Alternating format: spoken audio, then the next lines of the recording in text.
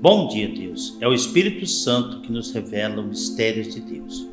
O testemunho de João Batista, ao apontar para Jesus Cristo, Filho de Deus, que veio tirar o pecado do mundo, nos motiva a confiar no Espírito Santo, que nos revela os mistérios de Deus. João Batista era um homem como qualquer um de nós e soube aprender qual era a sua missão e cumpri-la sem titubear, porque esteve sempre ligado aos acenos de Deus para a sua vida. Todos nós necessitamos da assistência do Espírito Santo, pois é Ele quem nos revela Cristo e quem confirma para nós as obras que em nós são realizadas. Desça sobre vós a bênção de Deus Todo-Poderoso, Pai, Filho e Espírito Santo. Amém. Santo Expedito, rogai por nós.